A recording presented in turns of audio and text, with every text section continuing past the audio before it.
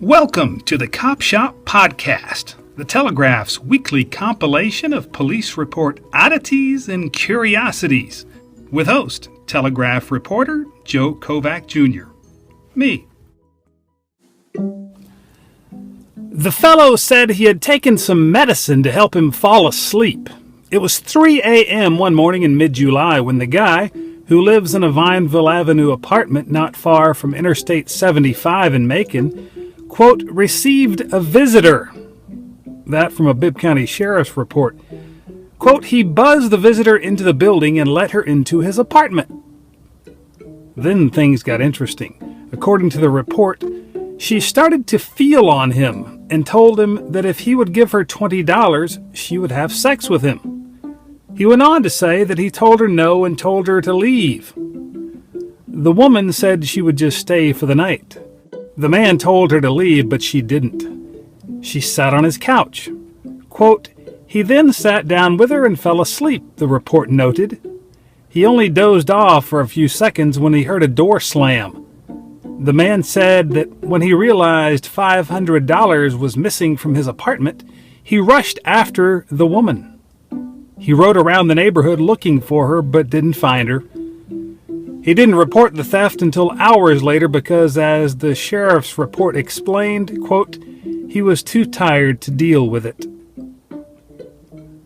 A 47-year-old woman on Oglethorpe Street in Macon told the police that another woman had sent her more than 197 pages of, quote, nasty emails.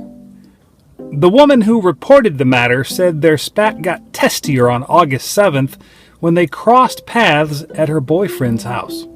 She said the other woman was there, and they began getting in each other's faces, calling one another names.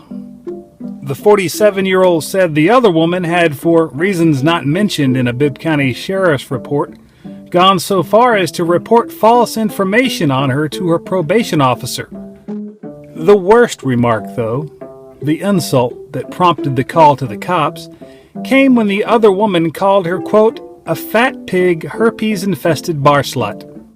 A sheriff's deputy told her to print the offensive emails and turn them in as evidence.